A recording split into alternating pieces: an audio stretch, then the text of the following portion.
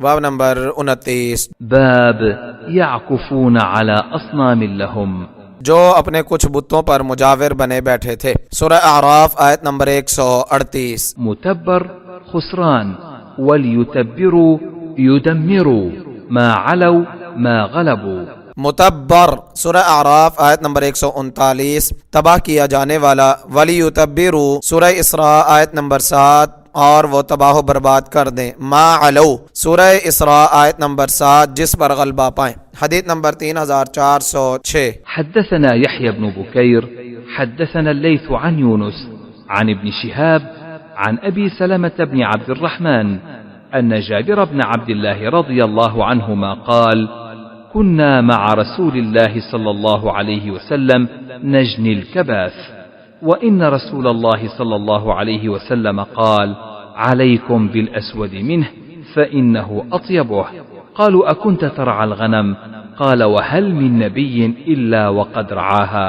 جابر بن عبداللہ رضی اللہ عنہما سے روایت ہے کہ ہم رسول اللہ صلی اللہ علیہ وسلم کے ساتھ پیلو چن رہے تھے۔ رسول اللہ صلی اللہ علیہ وسلم نے فرمایا: ان میں سے کالے کالے چنو، کیونکہ وہ ان میں سے سب سے زیادہ عمدہ ہوتے ہیں۔ صحابہ نے کہا: کیا آپ بھیڑ بکریاں چراتے رہے ہیں؟ آپ نے فرمایا: کیا کوئی ایسا نبی بھی ہے جس نے بھیڑ بکریاں نہ چرائی ہوں؟ فوائد نمبر 1، اس حدیث کی مناسبت باب کے ساتھ واضح نہیں ہے۔ حافظ رحمہ اللہ نے کہا: میرے دل میں یہ بات آتی ہے کہ امام بخاری رحمہ اللہ نے ترجمۃ الباب اور جابر رضی اللہ تعالیٰ عنہ کی حدیث کے درمیان بیاض یعنی خالی جگہ چھوڑی تھی، جس میں وہ یعکفون علی اصنام لہم کی مناسبت والی کوئی حدیث لکھنا چاہتے تھے، اور جابر رضی اللہ تعالیٰ عنہ والی حدیث سے پہلے اس کے مناسب کوئی ترجمۃ الباب لکھنا چاہتے تھے، مگر انہیں موقع نہیں ملا۔ بعد میں کاتبوں نے خالی جگہ ختم کر کے باب اور حدیث کو اکٹھا لکھ دیا، جیسا کہ صحیح بخاری کے کچھ اور مقامات پر بھی ایسا ہی ہوا ہے۔ اس کی تائید اس سے ہوتی ہے کہ صحیح بخاری کے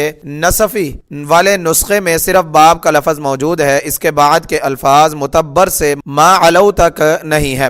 اس صورت میں باب کا مطلب واضح ہے کہ یہ اس سے پہلے ابواب یعنی موسیٰ علیہ السلام کے واقعات ہی کی ایک فصل ہے، یعنی یہ حدیث بھی موسیٰ علیہ السلام کے واقعات سے تعلق رکھتی ہے، اور یہ تعلق بالکل واضح ہے کہ اس حدیث کے مطابق ہر نبی نے بھیڑ بکریاں چرائی ہیں، جن میں موسیٰ علیہ السلام بھی شامل ہیں۔ نمبر 2، اللہ تعالیٰ نے تمام انبیاء علیہ السلام سے بھیڑ بکریاں چروائیں، کیونکہ اس سے مقصود انہیں نبوت کی عظیم ذمہ داری اٹھانے کے لیے کئی اعتبار سے تیار کرنا تھا۔ ان میں سے ایک یہ کہ ان کے مزاج میں فخر و غرور اور تکبر کا کوئی شائبہ باقی نہ رہے، جو رسول اللہ صلی اللہ علیہ وسلم کے فرمان کے مطابق اونٹوں اور گھوڑوں والے لوگوں میں ہوتا ہے، اور ان میں تواضع اور سکینت پیدا ہو جائے جو آپ کے فرمان کے مطابق بھیڑ بکریوں والے لوگوں میں ہوتی ہے۔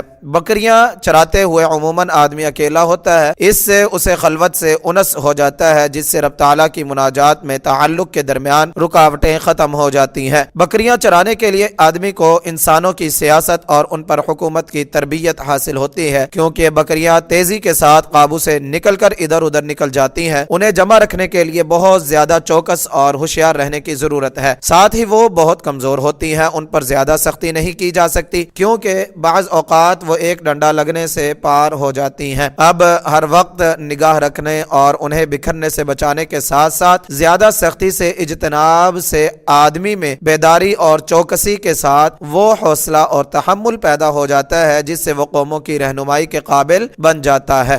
موسیٰ علیہ السلام سے اللہ تعالیٰ نے 10 سال تک یہ کام لیا، پھر انہیں بنی اسرائیل جیسی بگڑی ہوئی قوم اور فرعون جیسے انا ربکم الاعلی کہنے والے متکبر بادشاہ کی اصلاح کے لیے بھیج دیا۔ موسیٰ علیہ السلام نے جس طرح فرعون کو دعوت دی اور جس صبر و تحمل کے ساتھ اپنی قوم کی رہنمائی فرمائی، قرآن مجید میں اس کے متعدد واقعات مذکور ہیں۔ فرعون کا ظلم و ستم ایک طرف، خود موسیٰ علیہ السلام کی اپنی قوم کا مزاج یہ بن چکا تھا کہ وہ عموماً موسیٰ علیہ السلام کے حکم کا انکار تاکید کے الفاظ کے ساتھ کیا کرتے تھے۔ مثلا لن نصبر على طعام واحد سورہ بقرہ آیت نمبر 61، لن نؤمن لك حتى نرى الله جهرا سورہ بقرہ آیت نمبر 55، لن ندخلها ابدا ما داموا فيها سورہ مائدہ آیت نمبر 24، لن نبرح عليه عاكفين حتى يرجع الينا موسى سورہ طه آیت نمبر 91۔ ساتھ ہی ان کے کچھ لوگ موسیٰ علیہ السلام کو ایذا رسانی کا موقع ہاتھ سے نہیں جانے دیتے تھے، مگر آفرین ہے اس صاحب عزم و ہمت رسول پر کہ انہوں نے فرعون اور اس کی قوم کے ظلم و ستم کو بھی برداشت کیا اور اپنی قوم کی بگڑی ہوئی عادات پر بھی صبر کیا۔ حقیقت یہ ہے کہ انہی اوصاف کی وجہ سے اللہ تعالیٰ نے انہیں خاص اپنے لیے تیار کیا۔ فرمایا وَاصْطَنَعْتُكَ لِنَفْسِي، اور میں نے تجھے اپنے لیے خاص طور پر بنایا ہے۔ سورۃ طٰہٰ آیت نمبر 41۔ انہیں اپنا کلیم بنایا